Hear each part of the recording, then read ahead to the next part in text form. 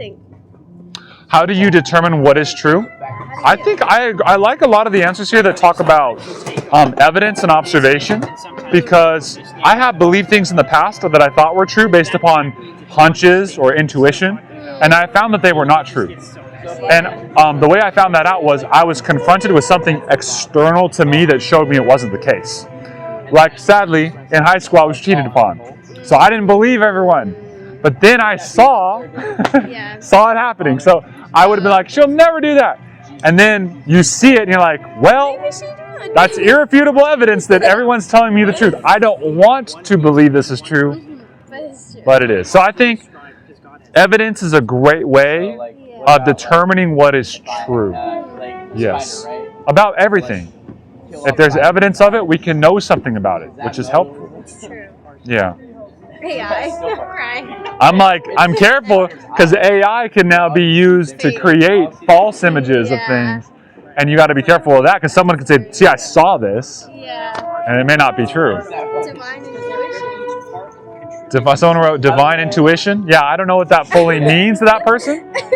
Maybe they read a fortune cookie and... Can I ask you something? Yeah. Can you come here? Yeah, I got you. Okay. Are you on financial aid? I'm not on financial. Like, because you don't qualify? Or like... No, I have a... You have a program? Okay, come here. Okay. How did they just know? Huh? They just know. They're like, he looks... That's funny. What do you think? How do you determine what is true? What is your name, if you don't mind me asking? Nathy. What is it? Nathy. Nathy. Is that... Short for Natalie. Natalie. Right. Okay. Cool. What's your major? I'm a communications public relations major. Well, then this question is a very important question for you. How do you know what is true? I Yeah. don't think you really fully can. Is that the truth? Maybe. It's So- very philosophical of a question. It's very practical though, because see, when you read the newspaper, I imagine you don't think everything is said that is true. No, I think perception is reality today. So I think different people's perceptions is what they Right. think is true. Their But internal there is glasses. only one truth. But I think to actually determine what that is, I think you have to get through a lot, you know? So I think I it agree with just you. depends if you, like, if you really want to get to the truth, like, you have to go through all of these. I think it takes... Perhaps it takes time. evidence, it takes the observation. I think it takes... Not ChatGPT. Sure, maybe not. Well, let me ask you, how many latitude, longitude coordinates do you think correspond to where you're standing right now? Just one. Just one. And you didn't have to go through all the other ones to say no. Right. You didn't look around all and go no. Right. Or like the fuel gauge on your car, when it says is that empty, you probably tend to trust it, and you probably don't go, well, let's find out. You probably, you don't need to sift through every option to find that something is true. That's true. If something satisfies a demand for evidence, it becomes clear that it is true. Yeah. So you believe that there's one truth about things. Yes. I think you have to be correct, because truth is by nature exclusive. There's only one place you're standing, Yeah. and a billion other places you're not standing on the earth right now. Yeah. And that's just reality, right? So what do you believe is ultimately true? As far as you can see it, Natalie, what would you say is true? So philosophical. I don't know. Like, I mean, it's true that, but then people can be like I can say, well, me being alive right now, that's true. But then I think so. someone can be like, There's no contrary evidence to that we could submit, Right. because then we'd have to submit it to the living simulation that you apparently are. Exactly, So that's yeah. not verifiable. What's verifiable is what's external to you. Yeah. Well, that's what we were talking about earlier. If Yeah. I see things that are verifiable outside of me, it's a greater indicator of what is true. Yeah. Just my perception itself might be on point, but I can arrive at the same answer a different way, but that doesn't mean that my homework was good. You know, I can guess that Darren, I can make all sorts of assertions about Darren that I could think are true, and some of them might stick. Yeah. But the way I make those conclusions may not be true. They may not be good ways to do things. Like the methodology is not good. Yeah. Just like if the you way could- to get there. Correct. You do your homework on math, and then your teacher says, "Show me the work on how you got there," and then you don't have a way you can show that. Means you probably cheated or you guessed. Yeah. And so that's not great. So for me, like someone asked me, "What do you determine is true?" I would say I believe that Jesus claimed to be the truth. That's a crazy claim. Jesus said, I am the way, I am the truth, I am the life. So that's a truth claim. It's a big truth claim. I've come to be convinced that he is telling the truth about that through different external evidence to me, outside of my preferences, outside of what I hope for. And so I would say because he's true, that would mean a lot of other things are false. And it's not because I do not want to say those things are true or false. That's just how truth works. So for you, like, what external evidence was that made you to come to that conclusion? It's a wonderful question. And I have an answer for you. Jesus makes a couple of different claims throughout his life. We have them recorded in the 4 Gospels in Matthew, Mark, Luke, and John. So even if we just suspend for a minute, and I could show my homework on why I trust those, but that's, Jesus claims that in 3 days, one day, he says, I'm going to die, I'm going to be resurrected from the dead. He makes all sorts of crazy religious claims. He says things like, if you have seen me, you've seen the Father. That's kind of a crazy claim, saying he is God, or that. Some would say blasphemy. Correct. Some did say that, and they picked up stones and stone. They said, he said, for which work do you stone me for? They said, not for a good work do we stone you, but because you yourself make yourself equal with God. That's why we're going to stone you. So Jesus claims these things, right? He claims, and so his resurrection from the dead is, I think, one of the central pieces of evidence I would say is very convincing for. If Jesus did resurrect from the dead, that validates all his truth claims. That's true. And so that would be very convincing to me. That is convincing. There's a lot of evidence that suggests that Jesus did, in fact, resurrect from the dead. What evidence would you bring? Well, there's a couple things, and I like to invert it because I think this has actually become more helpful for people. It's very hard to explain why the church, the Big C church, starts.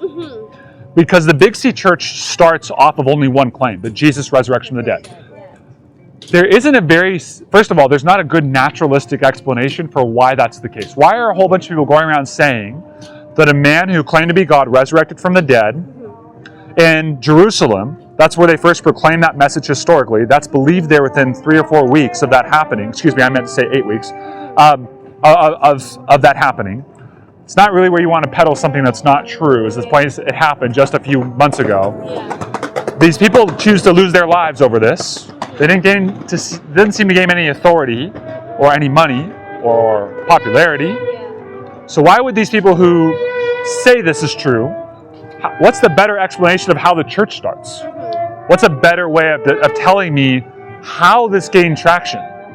Now, I don't hang my hat on that. I'm just starting that out as I think everyone needs to reckon with that. The evidence, here's the maybe 10 pieces of evidence, very quickly. A couple of them are clear. Jesus dies by crucifixion.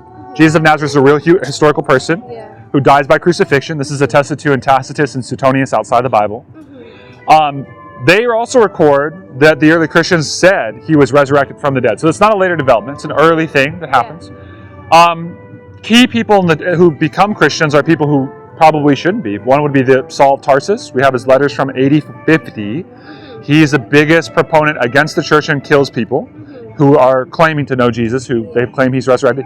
His big claim of why he became a Christian is he says the resurrected Jesus appeared to him. So that changes his behavior quite largely. Jesus' own brother James becomes a follower of Jesus as well. He's not talked about in any other document except the early Christian documents of the Gospels, and those say that he actually was not walking with Jesus and did not believe that those things that he was saying were true. He actually mocked what Jesus taught. He becomes a family member, becomes a follower of Jesus, and an opponent. The message of the resurrection becomes the main message of the church. This is the historical evidence number 6 I was kind of talking about. That is preached in the same exact place where it took place, and only weeks later, this is their only message. This is what gains where the church starts and how it grows, is this message of the resurrection. The other one is that it's a claim that 500 people claim to see Jesus at one time resurrected from the dead after his death. That's a very hard thing to fake if it's hallucinogenic or a dream or a vision. Those are very individualistic, subjective means, right? Individual.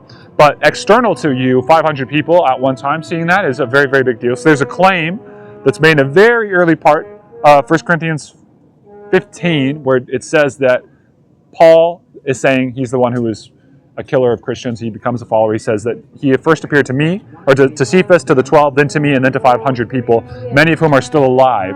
So in other words, go ask them. So other people see that Jesus is resurrected from the dead. It's also fulfillment of prophecy, which is astronomically unlikely.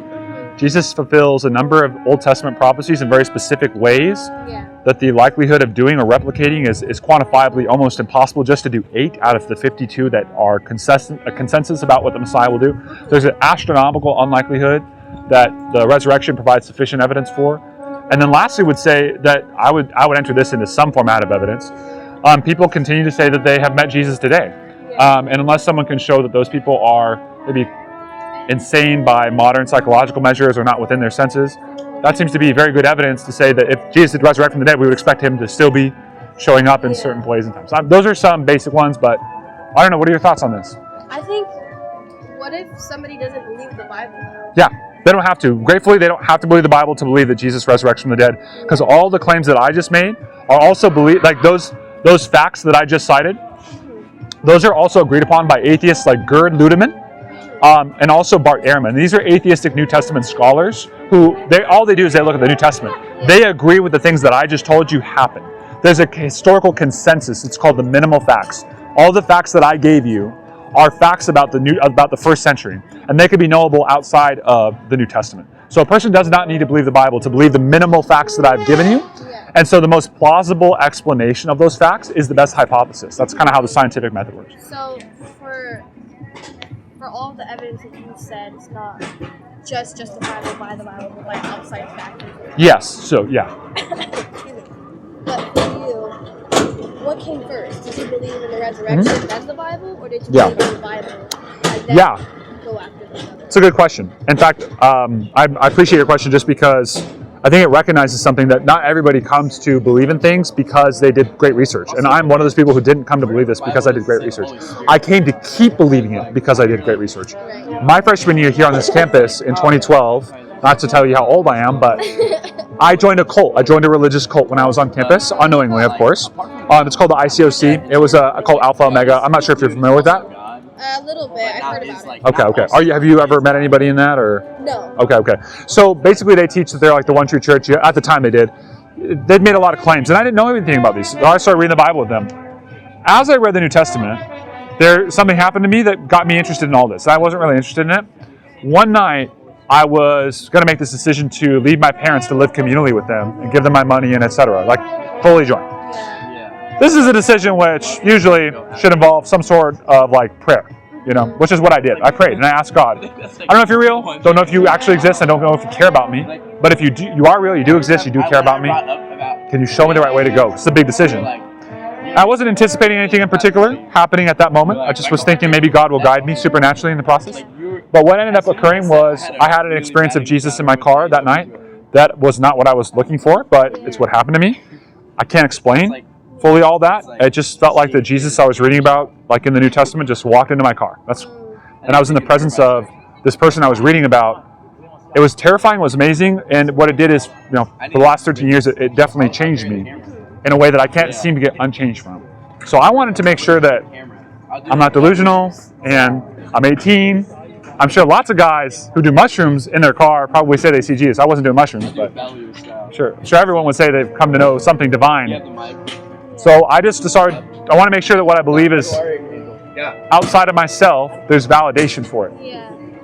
And that's when I came to like solidify myself into, oh no, this isn't a mad thing to believe. There's a lot of evidence for this. And the most plausible historical explanation for what happened back there that explains all those other pieces of what happened, which with other people who don't believe what I believe agree with happened, the most plausible explanation that makes sense of all that data is the resurrection. And so I feel very grounded in that. But that's okay for me to believe. I'm allowed to believe that. If there's a better hypothesis, I'd be inclined to that. But so far, there's several hypotheses which have been advanced throughout time. In fact, I probably have them if you want me to show you what they are, but there's like a little chart that takes all the data and says, here's the hypotheses which correspond to which pieces of data. Say, like maybe the disciples stole the body of Jesus from the tomb. Or maybe the Romans did. Or maybe Jesus had a twin brother. Like, these are real things that people put out there. And maybe they're great hypotheses, but if they don't satisfy all of what we can know about the historical data, then that would mean that they're not the best hypothesis. The best one's the one that makes sense of most of it, and it's less ad hoc. It doesn't require a whole bunch of crazy nuance and splitting of hairs. perhaps the simplest one would be the best. And the resurrection seems to be that. Yeah, I'm not sure if you've heard of any of this before. Yeah, I honestly just wanted to just agree about what you Sure, thought, sure. because, Or that like everybody Yeah. has some mentality. Yeah. Do you believe in Jesus yourself? yeah, I do. Yeah, yeah. I do. And when did you come to believe in Jesus, Natalie? Like around this time last year. This time last year, what happened? I did Bible studies. Okay. Just like learning more, but I just see how you talk to a lot of people, so I just wanted to see like Yeah. what I can learn. Sure. You know, Are you a part of a Christian group on campus right now? Yeah, Which yeah. one? Part of the Dream Campus Ministry. What's Dream Campus Ministry? It's Is it affiliated with a particular church organization? yeah, it's Restored Church. Restored Church Worldwide. Okay, okay. Gotcha. Yeah. But yeah. Just wanted to get it. But Yeah. Thank you for. I appreciate that. I appreciate that. And But what was your name? my name is Nick. Nice to meet you. Yeah, yeah. That's nice to meet you as well. What is your name? Lorena. Lorena? Nice to meet you, Lorena. When